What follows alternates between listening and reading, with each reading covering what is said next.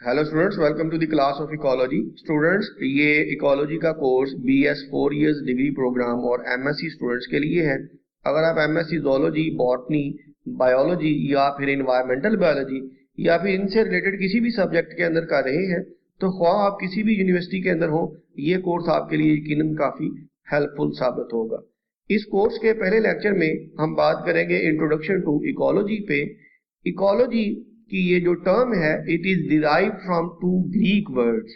Number 1 इकोस, जिसका मतलब है हाउस या place to live, and second one is लोगोस, जिसका मतलब होता है टू स्टडी, टू डिस्कस या to explore. So little meanings of ecology is the study of organisms at home. It means in their native environment, in their natural environment. इसका मतलब living organisms को जब हम कैप्टिविटी के अंदर रखते हैं, लाइक इन जूस, या फिर जो हमारे डोमेस्टिकेटेड एनिमल्स हैं, उनको इस डेफिनेशन ने क्या कर दिया, एक्सक्लूड कर दिया। हम उन लिविंग ऑर्गेनिजम्स को उनके नेचुरल इन्वायरमेंट के अंदर जाके स्टडी करेंगे। इकोलॉजी की जो टर्म है सबसे पहले ये इंट्रोड्यूस करवाई थी 1868 के अंदर रीटर ने, लेकिन इसके बारे में अक्सर स्टूडेंट्स को एक कन्फ्यूजन रहती है क्योंकि 1869 के बाद से एक अर्नस्ट हेकल नामी जो साइंटिस्ट है, इसने अपनी राइटिंग्स के अंदर इकोलॉजी की टर्म को बहुत ज्यादा क्योंकि यूज किया है, तो अक्सर ये एक मिसकंसेप्शन पाई जाती है कि अर्नस्ट हेकल ने पहली दफा इकोलॉजी की टर्म इंट्रोड्यूस करवाई। हालांकि ऐसा नहीं है। This term was very first time used by रीटर in 1868। Ecology को हिस्टोरिकली अगर देखा जाए तो डिफरेंट साइंटिस्ट ने डिफरेंट तरीकों से डिफाइन किया है। जैसा कि सबसे पहले 1869 के अंदर जो अर्नस्ट हेकल ने इकोलॉजी की डेफिनेशन यूज की अपनी राइटिंग्स के अंदर, डिफरेंट पब्लिकेशंस के अंदर, वो क्या थी, the total relation of animal to both its organic and its inorganic environment. Organic environment से आमतौर पर मुराद ली जाती है लिविंग ऑर्गेनिजम्स, और इनऑर्गेनिक इन्वायरमेंट एबायोटिक या non living components of environment. तो total relationship of animals to both its organic and inorganic environment. यहाँ पे देखिए अर्नस्ट हेकल का जो फोकस है वो स्पेसिफिकली एनिमल्स के ऊपर है। इस डेफिनेशन को थोड़ा ब्रॉड किया। इसके बाद टाइलर ने जो इकोलॉजी की डेफिनेशन यूज की वो क्या थी, science of all relations of all organisms, not only animals but of all organisms all their environments. इसमें वही बात आ गई, ऑल देयर इन्वायरमेंट में organic and inorganic, living and non living environment. तो टाइलर ने इसको डेफिनेशन का जो स्कोप है इसको थोड़ा ब्रॉड कर दिया, एनिमल्स के अलावा बाकी ऑर्गेनिजम्स के रिलेशन को भी इसको इंक्लूड कर दिया गया। लेकिन इसके बाद जो डेफिनेशन चार्ल्स एल्टन ने 1947 के अंदर दी है, ये डेफिनेशन इकोलॉजी की क्या थी, साइंटिफिक नेचुरल हिस्ट्री को स्टडी करना। अब आप भी ये डेफिनेशन सुन के थोड़े कंफ्यूज हुए होंगे। ये जो चार्ल्स एल्टन की प्रपोज्ड डेफिनेशन है ये बड़ी वेग सी, बड़ी अनक्लियर सी, डिफिकल्ट टू अंडरस्टैंड ये डेफिनेशन है। इसके बाद यूजीन ओडम ने अपने डिफरेंट पब्लिकेशंस के अंदर एक डेफिनेशन यूज की, the study of structure and function of ecosystem. ये डेफिनेशन है तो पिछली जो अर्नस्ट हेकल और टाइलर की डेफिनेशंस के साथ मुताबिकत रखती है, लेकिन इसकी वर्डिंग जो है वो देखें थोड़ी डिफिकल्ट है, थोड़ी डिफरेंट है। अब structure and function structure and function of ecosystem, आपको भी पता है कि किसी भी इकोसिस्टम का स्ट्रक्चर, एक इकोसिस्टम के कंपोनेंट्स में क्या शामिल होता है, living and non living components.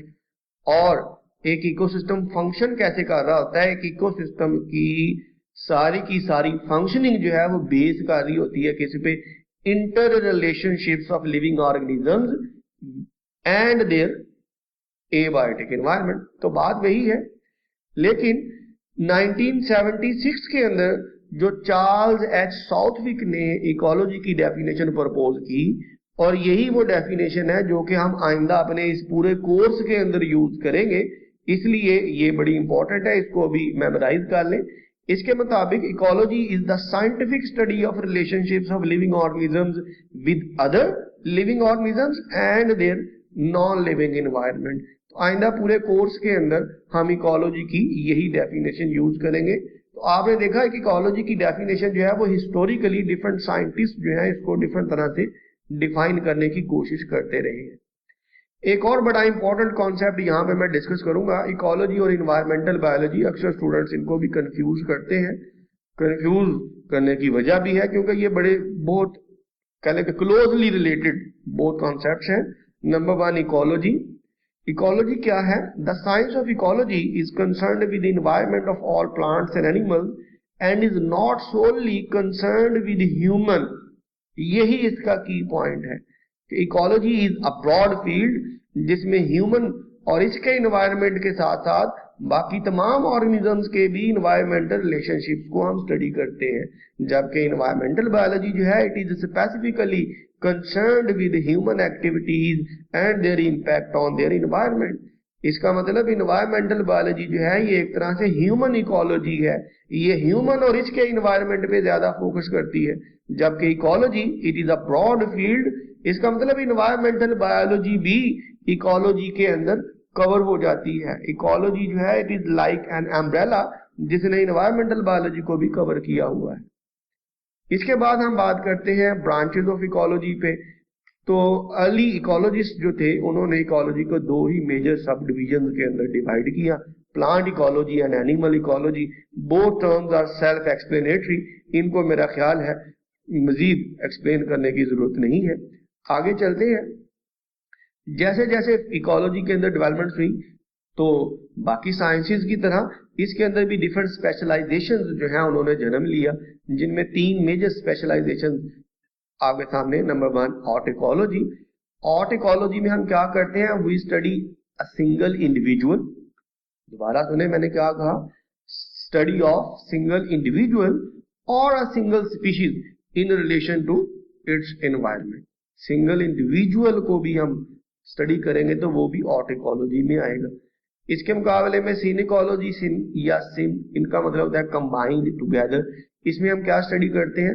हम स्टडी करते हैं मल्टीपल स्पीशीज। मल्टीपल स्पीशीज कह लें या फिर आप कह लें मल्टीपल पॉपुलेशंस।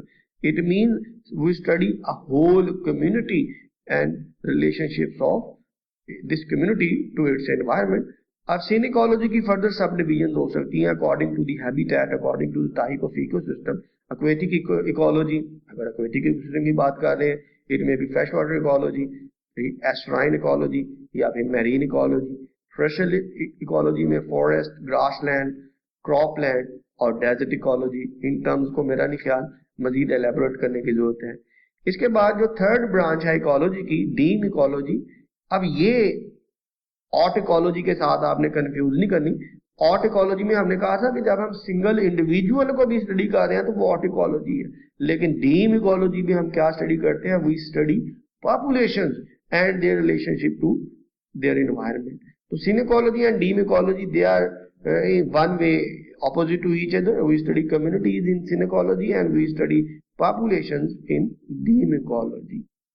इन मेजर ब्रांचेस के अलावा इकोलॉजी को और तरह से भी क्लासीफाई किया जा सकता है। For example level of organisation की बेस पे, लेवल ऑफ कॉम्प्लेक्सिटी की बेस पे, you can say kind of environment और हैबिटेट्स की बेस पे, या फिर टेक्सोनोमिक पोजीशंस की बेस पे भी। तो फर्दर क्या पॉसिबल स्पेशलाइजेशन हो सकती है इकोलॉजी के अंदर, आइए इन पे भी बात करते हैं। हैबिटेट इकोलॉजी, अगर आप स्टडी कर रहे हैं different habitats of the biosphere को, अब हैबिटेट की बेस पे इसकी फर्दर डिवीजन हो सकती है। मैरीन इकोलॉजी है, फ्रेश वाटर इकोलॉजी है, टेरेस्ट्रियल इकोलॉजी। अब टेरेस्ट्रियल इकोलॉजी में फर्दर वही जैसा कि हमने पहले बात की, forest, grassland, cropland, desert ecology वगैरह। इसी तरह next one is ecosystem ecology. It deals with the analysis of ecosystem from structural and functional point of view, कि एक इकोसिस्टम के डिफरेंट कंपोनेंट्स और उनके फंक्शनल पॉइंट ऑफ व्यू का मतलब है कि energy flow through the ecosystem. Energy flow की जब भी बात आएगी तो बात आती है फीडिंग रिलेशनशिप्स की, फूड चेन्स, फूड वेब्स की। तो structural and functional point of view से हम इकोसिस्टम्स को स्टडी करते हैं, तो ये इकोसिस्टम इकोलॉजी है। फॉर एग्जांपल अगर आप एनर्जी या बायोमास पिरामिड्स की बात कर रहे होंगे तो ये इकोसिस्टम इकोलॉजी पे आप बात कर रहे हैं। Next one is conservation ecology. Conservation ecology नाम से जाहिर हो रहा है कि इसमें मेजर फोकस क्या होता है, हम इकोसिस्टम को कंजर्व करने की स्ट्रेटजीज बनाते हैं, हम इकोसिस्टम को के ऊपर आने वाली ह्यूमन एक्टिविटीज के इम्पैक्ट और उनको मिनिमाइज करने की स्ट्रेटजीज डेवलप करें तो वो कंजर्वेशन इकोलॉजी है। इसी तरह प्रोडक्शन इकोलॉजी, प्रोडक्शन इकोलॉजी जो है इसमें हम स्टडी करते हैं क्या, इसमें हम किसी इकोसिस्टम की ग्रॉस या नेट प्रोडक्टिविटी को स्टडी करते हैं और इसको हम प्लान करते हैं कि ये प्रोडक्टिविटी जो है इसको किस तरह से इंक्रीज किया जा सकता है कि इकोसिस्टम एक सेल्फ सस्टेनेबल इकोसिस्टम के तौर पे वर्क कर सके। Next one is radiation ecology. अब ये थोड़ी एक मॉडर्न फील्ड है क्योंकि आज हम रेडिएशन की वर्ल्ड में रह रहे हैं, तो रेडिएशन इकोलॉजी में हम स्टडी करते हैं इफेक्ट ऑफ रेडिएशन पोल्यूशन या effect of radiation on an ecosystem. तो ये क्या हो गया, ये है radiation ecology. Next one is taxonomic ecology. तो ये टैक्सोनॉमी की बेस पे इकोलॉजी की डिवीजन है जिसमें हम डिफरेंट टैक्सोनॉमिक ग्रुप्स को हम क्या करते हैं, बाइफरकेट करते हैं एक दूसरे से, like it may be plant ecology, insect ecology, invertebrate, vertebrate ecology, microbial ecology वगैरह वगैरह। ह्यूमन इकोलॉजी, जैसा कि पहले भी हमने कहा कि ये एनवायरमेंटल बायोलॉजी का इस पे ज्यादा फोकस होता है, इसमें हम ह्यूमन एक्टिविटीज को स्टडी कर रहे होते हैं। अब स्पेस इकोलॉजी, ये भी एक मॉडर्न फील्ड है।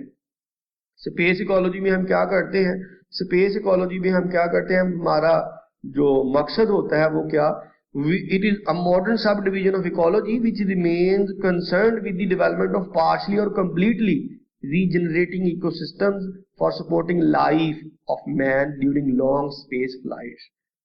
आपने एक मूवी देखी होगी मार्शियन, कि कैसे वो स्पेस के अंदर जो है वो वेजिटेबल्स, एक आप समझ ले मिनी इकोसिस्टम्स जनरेट करके वो अपने लिए फूड वेजिटेबल्स ग्रो करवाने की कोशिश कर रहे होते हैं ताकि स्पेस के जो लॉन्ग टूर्स हैं उनके दौरान जो मैन है वो सरवाइव कर सके। तो ये सॉर्ट ऑफ स्पेस इकोलॉजी। इसके बाद आ जाए system ecology. System ecology is the most modern branch of ecology which is concerned with analysis and understanding of the function and structure of ecosystem. इसमें हम different mathematical statistical tools apply कर रहे होते हैं किसी इकोसिस्टम की productivity को for example major करने के लिए वगैरह वगैरह। अपनी नेक्स्ट क्लासेस के अंदर हम बात करेंगे इकोसिस्टम के स्ट्रक्चर और फंक्शन पे, डिफरेंट फीडिंग रिलेशनशिप्स पे। तो उसके लिए अगर आपने अभी तक चैनल सब्सक्राइब नहीं किया तो हमारे चैनल को सब्सक्राइब कर लें, क्योंकि इसमें इकोलॉजी के पूरे कोर्स को हम एक सिस्टमैटिक वे से आगे लेके चलेंगे और कोर्स को इंशाल्लाह यहीं पे कंप्लीट करेंगे।